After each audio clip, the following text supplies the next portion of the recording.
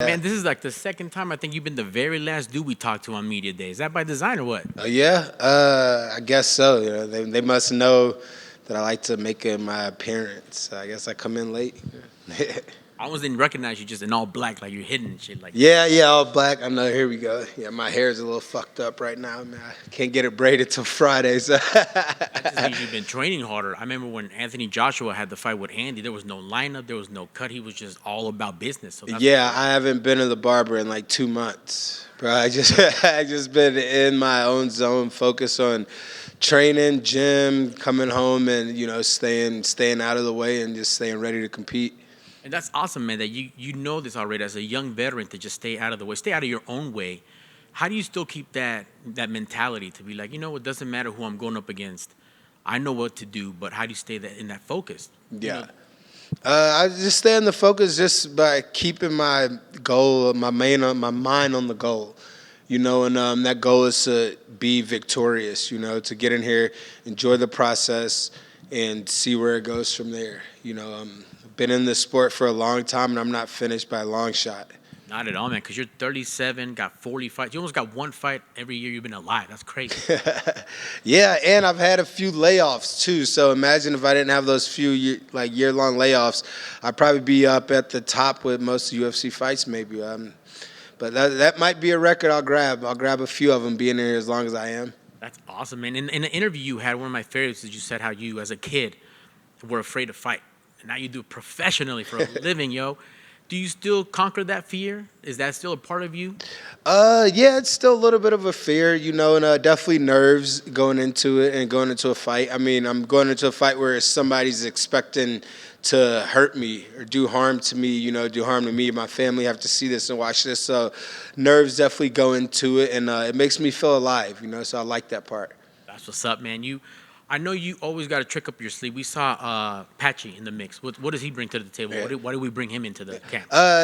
Patchy's just out here. He's a good friend of mine. He came in and helped me out as a training partner. So he was up in the PI, and I needed someone to move around with, and he lent me a helping hand. So it's great to be with him and to soak up some of the knowledge that he has.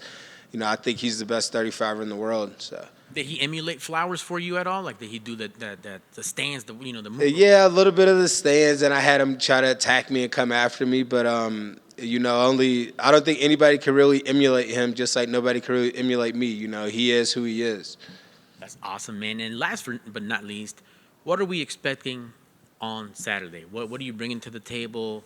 I know you don't do predictions, but what are we looking for? What's Michael Johnson got? We'll be looking for the best Michael Johnson you guys seen to date. I've been training for this fight since like November, maybe even a little bit before that, because I was trying to get in the octagon late last year. So I've been preparing all year. So I'm in great shape. My mentality's great, and I'm ready to go in here and enjoy this process of getting a win. That's what's up. Well, good luck on Saturday, and thank you for your time, man. Thank you. Sir. Hey, Michael. I just want to know what went wrong in your last fight, and you were looking so good, as you. What kind of fucking question is that, man? What went wrong? Are you fucking kidding me? I don't know. You tell me. Fuck. The last thing I remember, I was winning. I wake up. I don't even remember getting knocked out. It just happened. But that's the fight game, man. The fucking dude closed his eyes and swung for a Hail Mary and it landed. So I guess his God was working that night, and mine really wasn't. But, that's in the past now. That happened back in May. I'm not really focused on that. I'm not really paying any attention. Like I said, last thing I remember, I was winning the fight hands down. So I don't remember the knockout. To me, it didn't happen. It just happened to you guys. So I don't know what you're talking about. I guess the better format is what'd you learn from that fight? Yeah, definitely. Just to stay fully focused. I let my mind slip up for a little bit in that fight, and look what happened. That's why you got to stay fully focused. 15 minutes. You have to. This game it's a game of inches, and you have to be as close to perfect as you can. And fighting a dangerous guy like Diego, you didn't really expect him to throw it overhand. He's a jiu-jitsu guy, and like I said, I had a lapse, and I woke up in the back looking at my coach. not the right way to go out. Darrius was in here earlier, very, very confident. He said that you blocked him on social media. He's been crying about me blocking his ass for so long, bro. So here's the story that, of course, I blocked him, man. We're about to go to war. We're about to fight. Like, I don't need him looking at everything I post. Every story I posted, he was the person I saw. He's looking at every story. He's paying attention to me so much. You don't need to see all that, man. If you really want to pay attention to it that much, go to somebody else's page, you know. The thing with Darrius is, man, he's like leading up, like years ago before this fight, he was asking to come train with me, and he was asking for some help and some advice and this and that. And, you know, I shared it with him because, you know, we've spent some time together, but then we're fighting. So you're my enemy. You know, we're not friends. You know, there's no love between me and him. You know, I got to go in here and take care of business. So you're blocked on my social media. I mean, if you want to be a little crybaby about it and think about it that much, then good. I got under your skin just from a little block. So the funny thing is, he blocked me back, which is like, are we in a relationship? I don't watch your stories. I don't care what the fuck you post. You know, like, it's not my problem. So yeah, it didn't really bother me at all. And then this is just it's a funner question, but you know, if you fought everybody in this division, if you could pick one person to rematch next, who would it be? Justin Gaethje. Like I said, that's hands down. Him and Benil, those are my two big rematches that I want.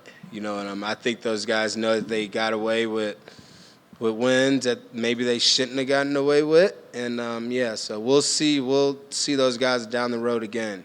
And I want to ask you about Max Holloway coming up to lightweight. You know, everyone thinks that, you know, that Justin's just going to outsize him and he's so much bigger than Max. Do you believe that? Absolutely, I think. Not sounding that way, but yeah, we saw it when he fought Dustin.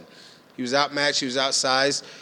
He doesn't have a lot of pop to begin with, so him moving up in weight and going against a guy like Justin Gaethje, yeah, I don't think his punches are going to be effective at all. Thank you. Yeah. Who wins on Sunday? Last one, sorry. No, you're good. Who wins on Sunday, Chiefs or? Oh, Chiefs, baby, let's go. Let's go. Cool, thank you, sir. Yep. Good, perfect.